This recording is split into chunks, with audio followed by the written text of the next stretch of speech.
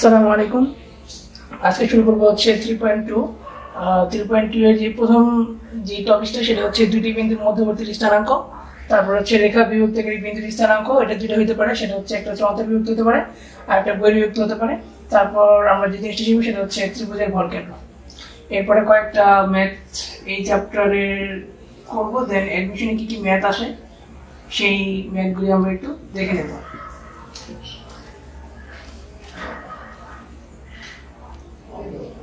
আচ্ছা, দুইটা বিন্দুর মধ্যবর্তী স্থানাঙ্ক সেটা কিভাবে, জিনিসটা কি সেটা হচ্ছে আমার এখানে একটা বিন্দু দেওয়া আছে এবং এখানে একটা বিন্দু দেওয়া আছে।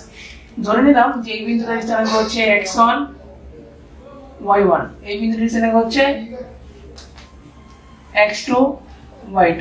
দুইটা বিন্দুর যদি আমরা একটা রেখা দ্বারা যুক্ত করি তাহলে এটার মধ্যস্থানে একটা বিন্দু পাবো। এই মধ্যস্থানের বিন্দুটার আমরা স্থানাঙ্ক ধরে নিব x y। যদি সি বিন্দুটার স্থানাঙ্ক বের করতে চাই তখন যে সূত্রটা দাঁড়াবে সেটা হচ্ছে সি এর জন্য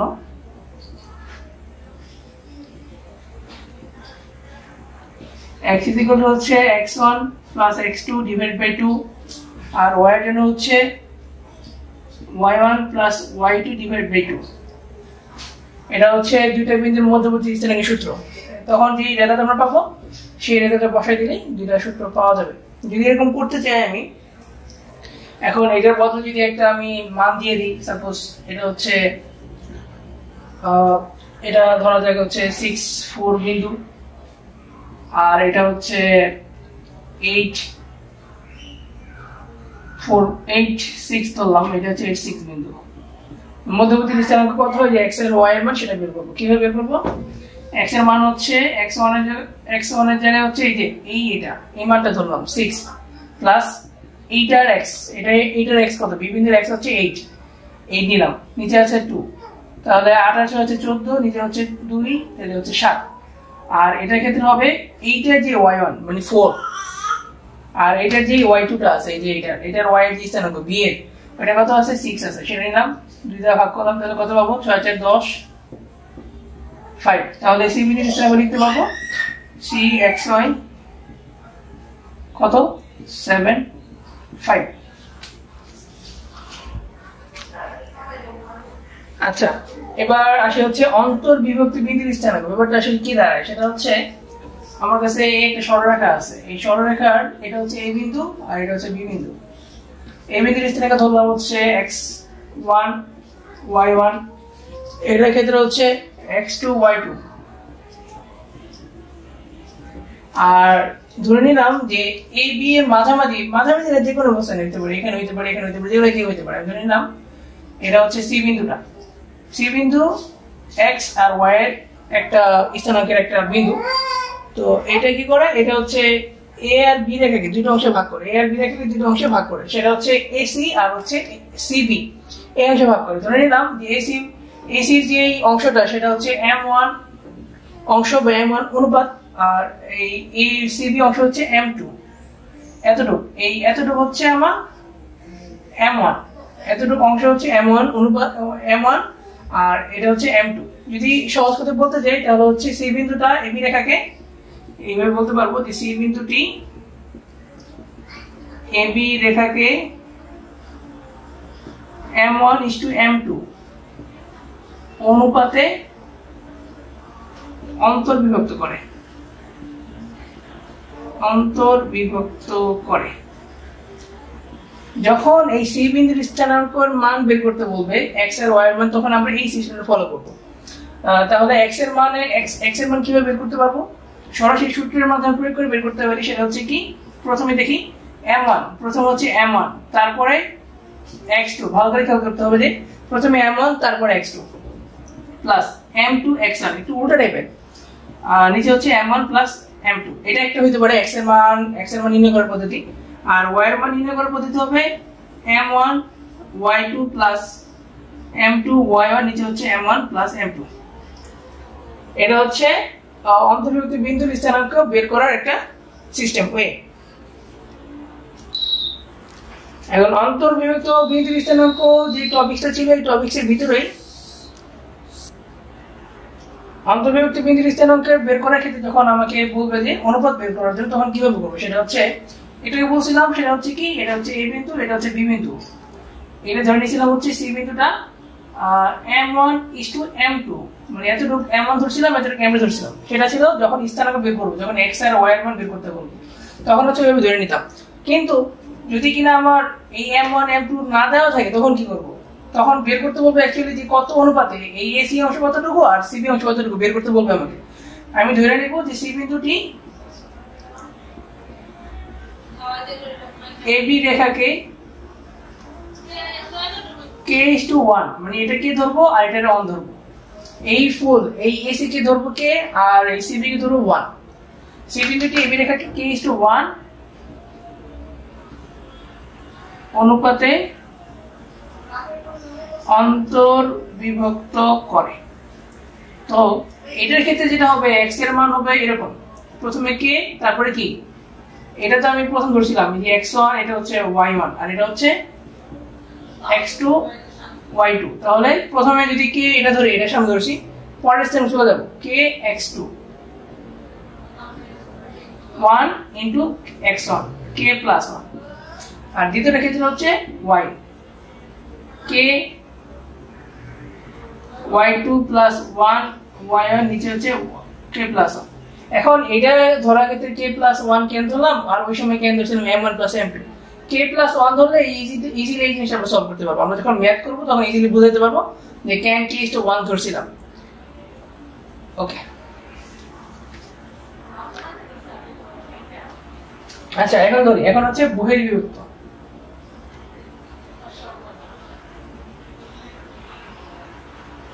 বহির্বিভক্ত বিন্দুর স্থানাঙ্ক সেটা কিরকম, সেটা হচ্ছে এই এ বিন্দু বি বিন্দু এরকম থাকলো, ধরলাম এ, এটা হচ্ছে বি, x1 এটা হচ্ছে y1, এটা হচ্ছে x2, এটা হচ্ছে y2, ধরা যাক এবি একটা সরল রেখা। এখন এর আগের বার তো আমরা ভিতরে একটা বিন্দুতে হচ্ছে যে একটা মানে বিভক্ত করছিল, ধরে নিলাম সি বিন্দু এবার বাইরে চলে গেছে, এবার এটাকে বর্ধিত কইরা আমরা একটু এই বাইরে নিয়ে আসলাম। তাহলে এই সি বিন্দুটা কি করলো, এই একটা অংশ হচ্ছে এ থেকে, এটা একটা অংশ হচ্ছে এতটুকু, আর একটা অংশ হচ্ছে এখান থেকে এই পর্যন্ত। তাহলে এটা হচ্ছে m1 আর এটা হচ্ছে m2। আবার দেখাচ্ছি, সেটা হচ্ছে বলতেছি আর কি, সেটা হচ্ছে এবি রেখা তো আমরা ছিলই, আমরা সি বিন্দু পর্যন্ত বর্ধিত করলাম, এই সি বিন্দু পর্যন্ত বর্ধিত করলাম। এই সি বিন্দুটা এবি রেখাকে m1:m2 অনুপাতে বহির্বিভক্ত করেছে। সি বিন্দুটি এবি রেখাকে m1:m2 অনুপাতে, আগেরবার ছিল অন্তর্বিভক্ত, এখন হচ্ছে বহির্বিভক্ত।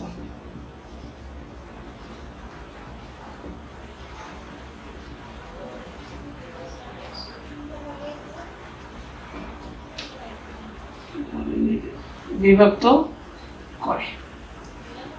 তো এটার সময় আমরা কিভাবে x আর y টা বের করতে পারবো, আমার মানে কোশ্চেনে নরমালি যদি m1 আর m2 দেয়া থাকে আর যদি কিনা বলে যে এই সি বিন্দুর x y বের করার জন্য, তখন এই প্রসেসটা ফলো করব। m1 x2 minus m1 x1 m1 minus m2। এর আগের বার কি দিছিলাম, এর আগের বার হচ্ছে,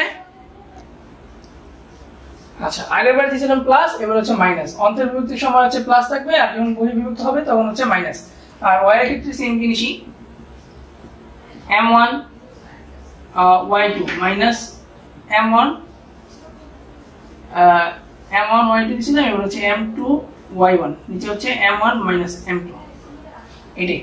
এখন যদি কিনা আমাকে বলে যে হচ্ছে ইসে বের করার জন্য যে অনুপাতটা কত, এই যে কত এই সি বিন্দুর মান দেওয়া থাকবে, এখন বলছে যে এই m1 আর m2 টা বের করার জন্য, তখন আগের বারের মধ্যে এটা ধরবো k আর এটা ধরবো 1, বলে দিব যে সি বিন্দুটি এবি রেখাকে k:1 অনুপাতে কি করে, বহির্বিভক্ত করে। তখন কিরকম দাঁড়াবে জিনিসটা, সেম জিনিস k x2 minus 1 into x1, এটা হচ্ছে k minus 1, এটা হচ্ছে k y2 minus 1 y1 নিচে হচ্ছে k minus 1। এইভাবে আমরা যখন অনুপাত বের করতে বলবে তখন হচ্ছে এই জিনিসটা এই কেসটা 1 ধরে করবো আর কি। যখন ম্যাথ করাবো একটু পরে করাবো তখন দেখবো আর কি এটা। আচ্ছা, বল কেন্দ্র কি জিনিস, এটা তো ফিজিক্সের ব্যাপার স্যাপার, তাও একটু দেখি কিভাবে করা যায়। সেটা হচ্ছে একটা ত্রিভুজ আমার দেওয়া আছে। আচ্ছা, এখন এই বিন্দুর স্থানাঙ্ক ধরলাম যে x1 y1, এই স্থানাঙ্ক হচ্ছে x2 y2, ধরলাম এটা বি বিন্দু, এটা হচ্ছে a বিন্দু আর এটা হচ্ছে c বিন্দু, এটার স্থানাঙ্ক হচ্ছে x3 y3। এখন সেটা হচ্ছে ধরে নিলাম এখানে একটা ভরকেন্দ্র আছে। ভরকেন্দ্র এমন একটা স্থান যেখানে হাত রাখলে পুরো জিনিসটা আমার ব্যালেন্স অবস্থায় থাকবে। যদি বলি যে এটা হচ্ছে একটা হচ্ছে মার্কার, সেটা হচ্ছে ভরকেন্দ্র হচ্ছে, দেখো এই দিকে একটু মোটা, এইদিকে চিকন ব্যাপারটা, তো মাঝামাঝি ধরলে আমার জিনিসটা ভর একসাথে হবে না, ব্যালেন্স থাকবে না, আমরা একটু এদিকে ধরতে হবে। যদি এদিকে ধরি তাহলে হয়তো একটু স্ট্যান্ড স্টিল আকারে থাকবে আর কি, এরকম থাকবে। এই যে পড়ে যাচ্ছে এদিকে, নর্মালি এদিকে লিকুইড থাকার কারণে স্কেল ব্যাপারটা ভালো করে বোঝা যায়, বোঝা যাবে।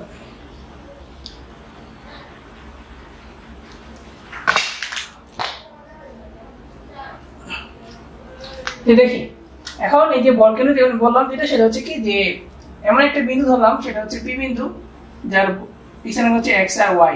এই বিন্দুটা যদি কোন আমি আঙুল রাখি, সেটা হচ্ছে পুরো ত্রিভুজটা একটা স্টেবল অবস্থায় থাকবে। এখন এই x এর মান কতটুকু, সেটা হচ্ছে x1 প্লাস x2 প্লাস হচ্ছে x3 ডিভাইড বাই 3, আর এটা হচ্ছে y ইকুয়াল টু হচ্ছে x y1 plus y2 plus y3 divide by 3। এটা হচ্ছে মেইন সূত্র ত্রিভুজের ভরকেন্দ্রে বের করার, ত্রিভুজের ভরকেন্দ্রে বের করার সূত্র হচ্ছে এটা। এখন যে কোশ্চেনটা সেটা হচ্ছে দুইটা বিন্দু দেওয়া আছে আমার, সেটা কি কি যে -2 আর -5, আর বিন্দু আছে 7 7। বলছে এই দুইটা বিন্দু দ্বয় x অক্ষকে কত অনুপাতে অন্তর্বিভক্ত করে। ব্যাপারটা কি আমরা জানি যে -2 যদি বলে তাহলে আমরা বাম দিকে যাব, কতটুকু -2 -2। এদিকে তো আমরা জানি ধনাত্মক x অক্ষ, এদিকে হচ্ছে ধনাত্মক ঋণাত্মক x অক্ষ, এদিকে হচ্ছে ধনাত্মক y অক্ষ, এদিকে হচ্ছে ঋণাত্মক y অক্ষ, এরকম ভাবে যাব। ওকে, তাহলে যদি যেতে পারি সেটা হচ্ছে -2 -5, নিচের দিকে হচ্ছে 5 ঘর, 1 2 3 4 5 এরকম গেলাম। এই যে -2 -5 হচ্ছে এই বিন্দুটা ধরে নিলাম, এটা হচ্ছে এই বিন্দু -2 -5। ওকে, আরেকটা বিন্দু ধরলাম 7 7 নিতে বলছে, যাব 1 2 3 4 5 6 সাথেও যাব গেলাম। তাহলে আমার বিন্দুটা মোটামুটি এই একটা স্থানে হবে। তাহলে হচ্ছে এটা হচ্ছে 7 7 বিন্দু। ওকে, এটা হচ্ছে বি বিন্দু। তো বলতেছে যে x এই দুটো বিন্দুর আমরা সংযোগ করে আগে, যদি সংযোগ করতে চাই তাহলে হচ্ছে এভাবে যাব।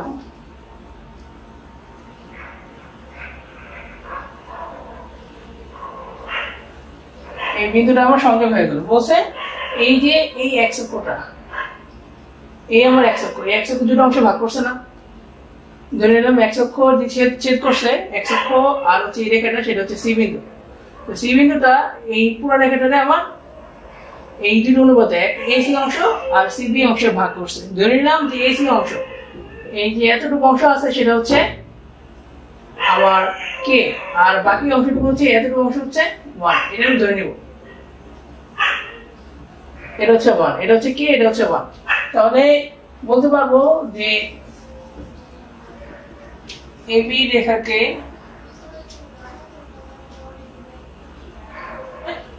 x অক্ষ k:1 অনুপাতে অন্তর্বিভক্ত করে,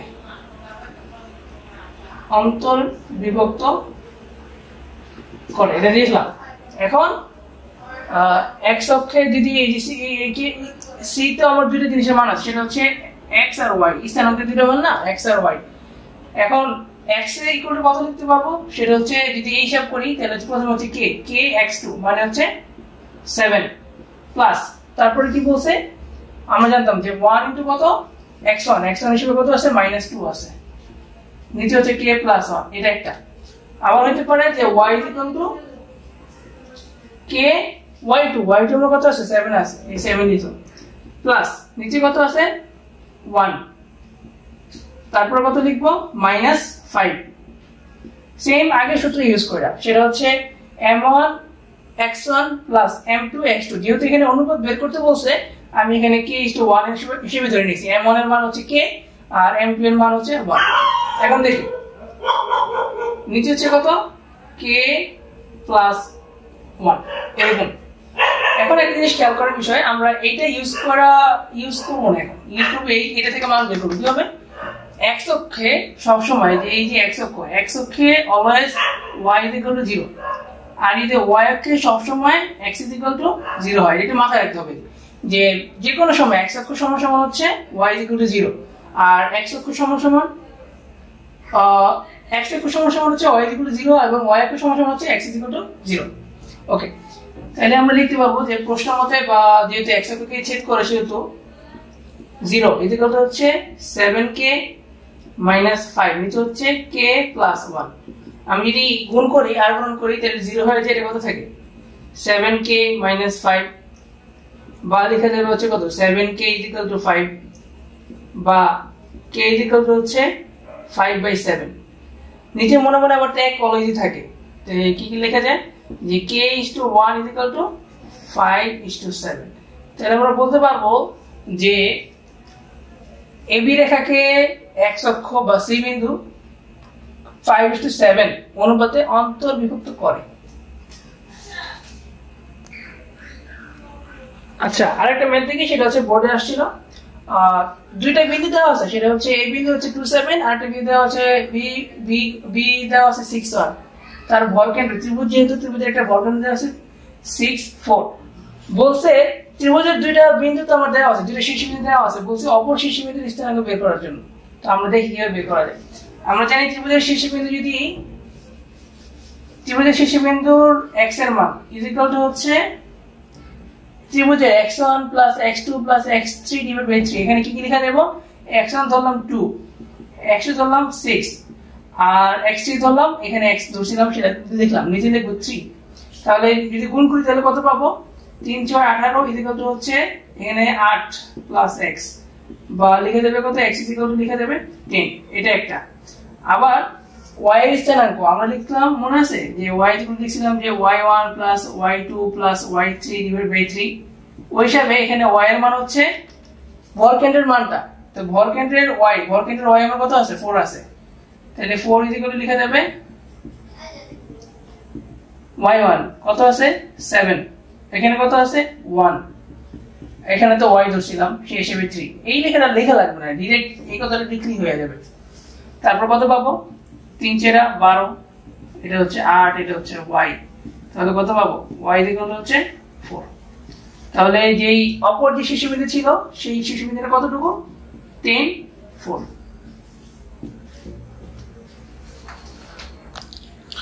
আচ্ছা এবার হচ্ছে যেটা বিন্দু দেওয়া আছে সেটার স্থানাঙ্ক হচ্ছে -2 আর 4 আর আরেকটা বিন্দু -2 আর 4 হচ্ছে a বিন্দু আর b বিন্দু হচ্ছে 4 5 বলছে এই AB রেখারে C বিন্দু পর্যন্ত বর্ধিত করি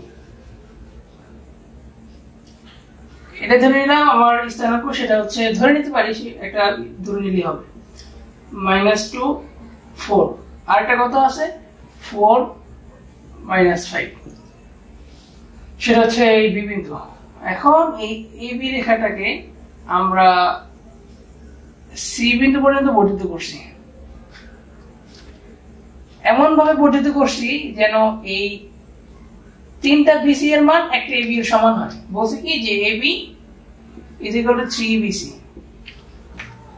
তাহলে বলতে পারবো টোটালি হচ্ছে এটা যদি এটা তো একটা BC আর যদি তিনটা BC হয় BC BC BC তাহলে চারটা টোটাল হচ্ছে চারটা BC তাহলে B বিন্দুটা ধরে নিলাম এটা হচ্ছে x আর এটা হচ্ছে y C বিন্দুটা হচ্ছে এটা তো বলতে পারবো যে B বিন্দুটি AB রেখাকে 3:1 অনুপাতে এনে কেমনে বললাম আবার দেখ সেটা বলছিলাম এটা তো একটা BC আর এটা হচ্ছে তিনটা BC AB = 3BC তার মানে একটা BC একটা BC একটা BC তাহলে 3BC আর একটা হচ্ছে এখানে আরেকটা BC তাহলে হচ্ছে এটা 3 ভাগ এটা হচ্ছে 1 ভাগ ওই সে বলছি 3:1 অনুপাতে কি B বিন্দুটা যেহেতু বলছি অন্তর্ভুক্ত করে B বি বিন্দুটি বলতেছি এটা হচ্ছে এসি রেখাকে, এই এসি রেখাকে অনুপাতে 30 অনুপাতে কি করে অন্তর্বিভক্ত করে, অন্তর বিভক্ত করে ধরে নিলাম। তাহলে x এর মানটা বের করা যাবে। x এর মান ইকুয়াল টু কত?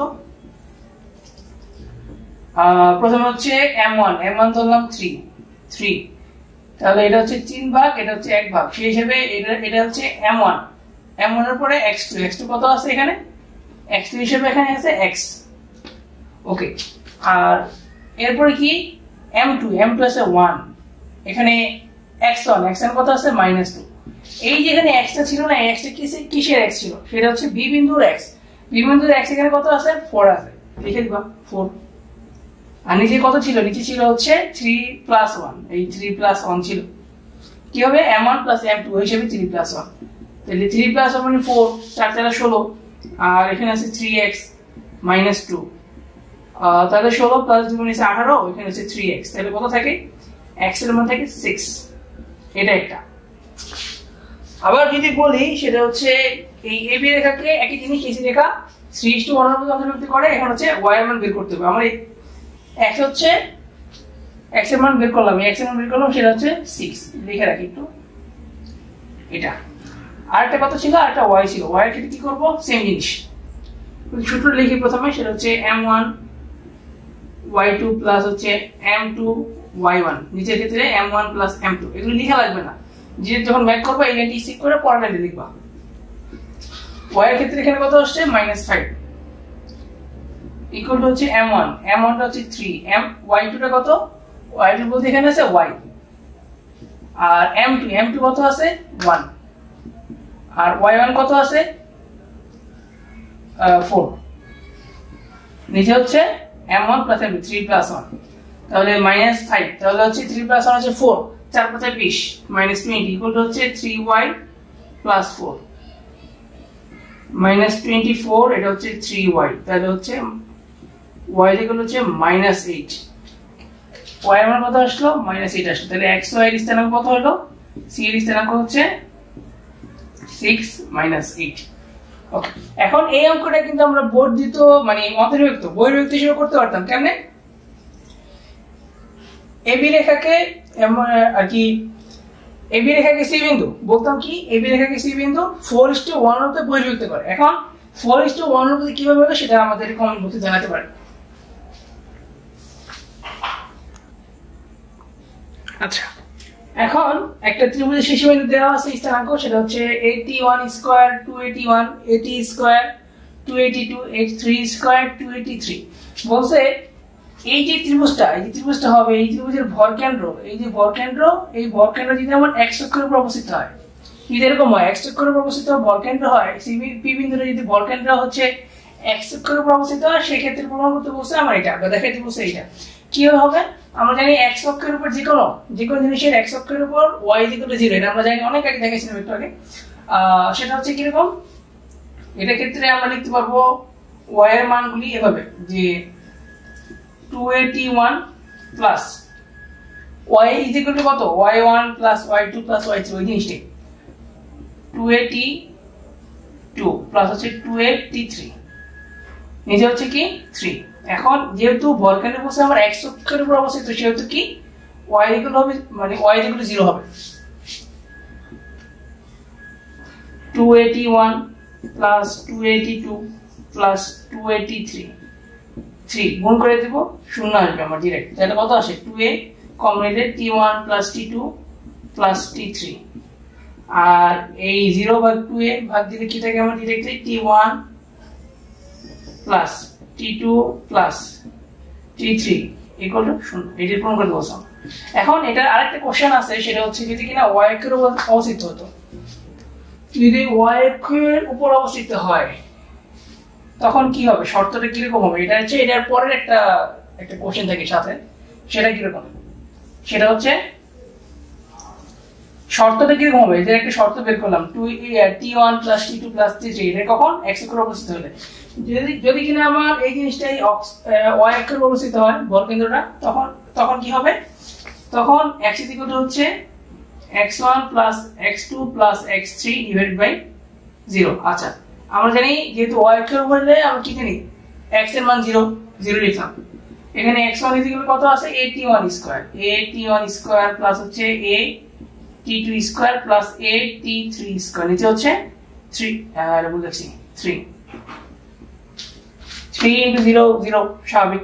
এই যদি কমন দিলে কত থাকে t1 square plus t2 square plus t3 square, সহজ মেলে গেলে পারবেন, সমস্যা নেই।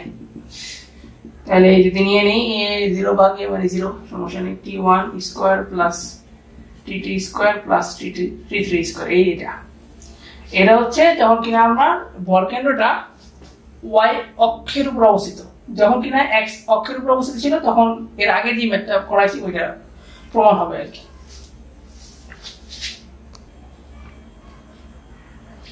আচ্ছা, এখন অ্যাডমিশনের ম্যাথে আসছি। সেটা হচ্ছে অ্যাডমিশনের ম্যাথ প্রায় হচ্ছে আমাদের বইয়ে যে ম্যাথগুলি থাকে ওরকমই থাকে, ওই সূত্রগুলি ইউজ করে, কিন্তু একটু বাড়ানো থাকে। বাড়ানো কিরকম থাকে একটু দেখে কোশ্চেনটা দেখলে বুঝতে পারবো যে এবিসি ত্রিভুজের শেষে বিন্দু সময়ের স্থানাঙ্ক হচ্ছে এত এত এত।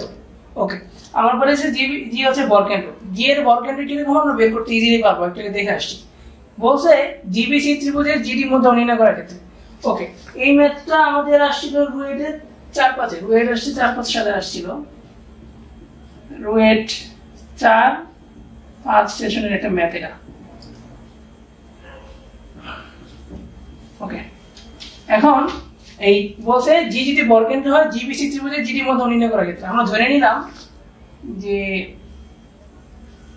ত্রিভুজটা ছিল এরকম, ত্রিভুজের ছিল এরকম, এটা ছিল 10-20, আমরা দিলাম এটা হচ্ছে এ, এটা হচ্ছে বি ছিল, সেটা হচ্ছে কত 20-30, আর এটা কত ছিল, এটা হচ্ছে সি ছিল, সেটা হচ্ছে কত 30-10। বর্গকেন্দ্র হচ্ছে ধরলাম এই জি হচ্ছে এটা। এখন মধ্যমা মানে হচ্ছে এই যে এটা হচ্ছে একটা ত্রিভুজ, এই জিবিসি বলছি যেহেতু ত্রিভুজটা অঙ্কন করি, এটা হচ্ছে একটা ত্রিভুজ, এটা একটা ত্রিভুজ, এই যে জিবিসি হয়ে গেল।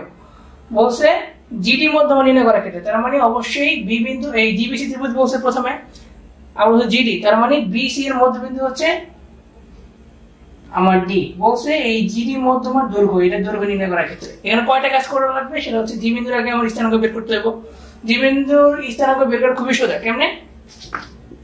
জি বিন্দুর স্থানাঙ্ক হচ্ছে প্রথমে হচ্ছে x1 y1 x1 x2 sorry x1 x2 plus হচ্ছে x3 3, এটা কমা দিয়া এটা হচ্ছে y1 প্লাস হচ্ছে y2 প্লাস y3 করলাম, নিচে হচ্ছে 3। এখন x1 আমার কত আছে, সেটা হচ্ছে 10, x2 হচ্ছে 20, তাহলে 10 প্লাস 20, x3 হচ্ছে 30, নিচে হচ্ছে 3।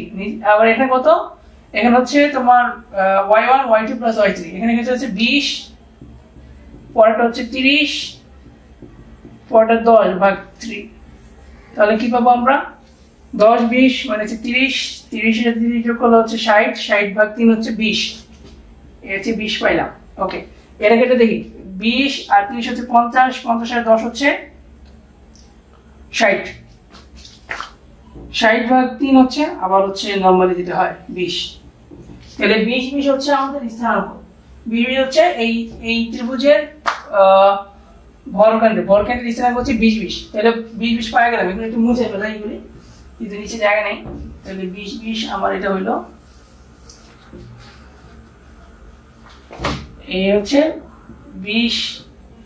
যদি বলে মধ্যমা, মধ্যমা মানে হচ্ছে যদি কোনো একটা ত্রিভুজ হয়, এটা একটা ত্রিভুজ, যদি বলে এটা হচ্ছে এ বি সি, এডি মধ্যমা, এডি মধ্যমা এ বিন্দু থেকে বিসি এর উপর যদি মধ্যমা অঙ্কন করতে হয়, এই বিসি এর মধ্যবিন্দু নিতে হবে। এই মধ্যবিন্দু নেওয়ার পরে এটা থেকে সংযোগ করলে যেটা হবে সেটা হচ্ছে এডি মধ্যমা। তাহলে এই ক্ষেত্রে এটার ক্ষেত্রে হচ্ছে এটার মধ্যবিন্দু আগে নির্ণয় করতে হবে ডি বিন্দু, তারপরে জিডি যোগ করলে আমরা যে জিনিসটা পাওয়া যাবে সেটা হচ্ছে জিডি মধ্যমা। ওকে, তাহলে ডি বিন্দু বের করতে হবে। ডি হচ্ছে বিসি এর মধ্যবিন্দু, ডি হচ্ছে বিসি এর মধ্যবিন্দু। তাহলে আমরা মধ্যবিন্দুর স্থানাঙ্ক কি নিতাম, x1 plus x2 divide by 2, y এর ক্ষেত্রে y1 plus y2 divide by 2। তাহলে আমরা কি বের করব, x1 মানে কত, x1 মানে 20 প্লাস 30 ডিভাইড বাই 2, আর এখানে কত হচ্ছে 30, প্লাস 10 ডিভাইড বাই 2, তার মানে কি দাঁড়াচ্ছে 25, আর এটা কত হবে 20। 25 20 হচ্ছে আমার ডি বিন্দুর মধ্যবিন্দু, মানে বিসি এর মধ্যবিন্দু হচ্ছে ডি, তার স্থানাঙ্ক। তাহলে হচ্ছে এটা 25 20 দিলাম, হলো। এখন বলছে কি যে জিডি মধ্যমার দৈর্ঘ্য, অ্যাকচুয়ালি মধ্যমাটির দৈর্ঘ্য, এটা হচ্ছে মধ্যমার দৈর্ঘ্য নির্ণয় করতে বলছে, দৈর্ঘ্য নির্ণয় করো। ওকে, যদি বলে জিডির মধ্যমা দৈর্ঘ্য নির্ণয় করে, ক্ষেত্রে জিডির মধ্যমার দৈর্ঘ্য হচ্ছে √, আমরা জানতাম দুইটা বিন্দুর মধ্যবর্তী দূরত্ব হচ্ছে √, আমার ভুজদ্বয়ের অন্তরের বর্গ প্লাস কোটিদ্বয়ের বর্গের অন্তর, উল্টা বলতেছে অ্যাকচুয়ালি। সেটা হচ্ছে কি জিডি ইকুয়াল হচ্ছে প্রথম হচ্ছে x1 minus x2 whole square, সূত্রটা লিখে দিতে হবে y1 মাইনাস y2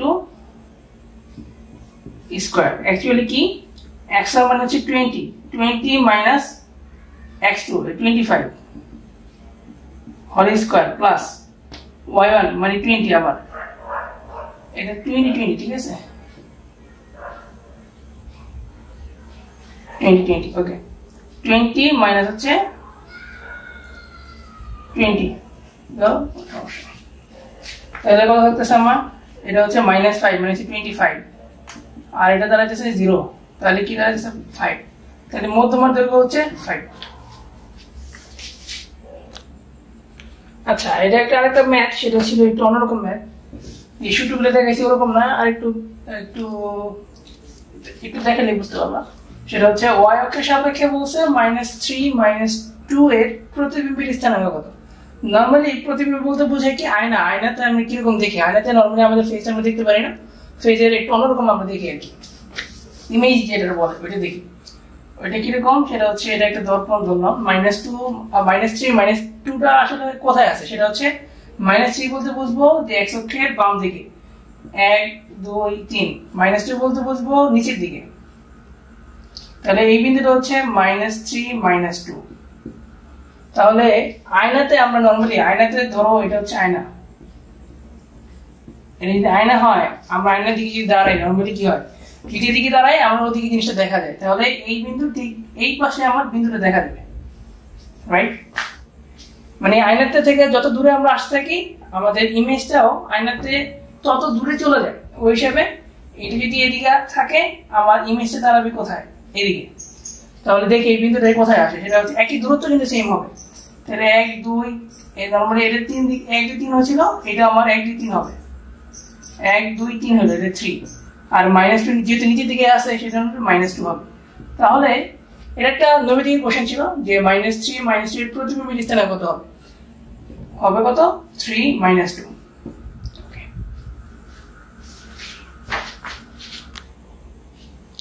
আচ্ছা, এখানেও আমার একটা কোশ্চেন জাহাঙ্গীরনগর ইউনিভার্সিটি 10-11 সালে একটা কোশ্চেন ছিল, সেটা হচ্ছে এবিসি সমবাহু ত্রিভুজের শীর্ষ বিন্দু তিনটা দেওয়া আছে, এত এত এবং সি বিন্দু দেওয়া আছে, বলছে কি এসি ইকুয়াল টু 1। এখন প্রথমে যে এই সমস্যাটা হয় সেটা হচ্ছে আমার তো সি বিন্দুর স্থানাঙ্ক দেওয়া নাই, আমরা এসি ধরে কিভাবে বের করবো, একটা ব্যাপার দেওয়া থাকে। আচ্ছা, এখন কোশ্চেন একটু ভালো করে খেয়াল করলে দেখা যাবে সেটা হচ্ছে সমবাহু একটা কথা বলা আছে, তো নরমালি সমবাহু ত্রিভুজের সবগুলি বাহুর দৈর্ঘ্য সমান, সেহেতু আমি যদি এটা যদি এ ধরি, এটা যদি বি ধরি, এ বি এর দৈর্ঘ্য এসি এর দৈর্ঘ্য আর হচ্ছে বিসি এর দৈর্ঘ্য, তিনটা দৈর্ঘ্য আমরা সমান হবে, যদি এই কথাটা আমি বলা থাকে আর কি, না থাকা থাকলে একটা সমস্যা হইতো। এটা একটা নৈমিত্তিক কোশ্চেন ছিল, নরমালি সমবাহু ত্রিভুজ বলা থাকার কারণে আমরা এ বি এর দৈর্ঘ্য বের করলে আমার সব দৈর্ঘ্য বের হয়ে যাবে। √0 - 0 হোল স্কয়ার, এই যে x1 - x2 whole square plus y1 minus, আবার এখানে মাইনাস আছে, মাইনাস মানে প্লাস হোল স্কয়ার, কি থাকে লাস্ট পর্যন্ত এত স্কয়ার প্লাস হচ্ছে 4 4 হচ্ছে 8, 8 8 হচ্ছে 64, বড় করলে আবার থাকে 8, নরমালি 8 এটা হচ্ছে আমার অ্যানসার।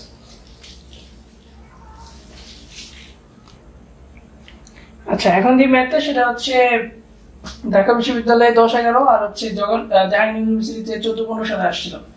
আচ্ছা, এখন দেখি বলছে যে বিন্দু 14 আর হচ্ছে 9 - 12 এই দুইটা বিন্দুদের সংযোগ রেখাকে 3:5 অনুপাতে অন্তর্বিভক্ত করে তার স্থানাঙ্ক বের করতে বলছে। তো ধরে নিলাম এটা হচ্ছে আমরা যেমনি বড় বড় ম্যাথ করাইতে ওরকম ভাবি, যেহেতু নৈমিত্তিক এত কিছু টাইম নেই, তা আমি একটু ডিটেলস দেখাই যাচ্ছি। পরীক্ষাতে এত টাইম তোমরা পাবা না, অ্যাকচুয়ালি খুব দ্রুত মাথায় চিন্তা করে করতে হবে।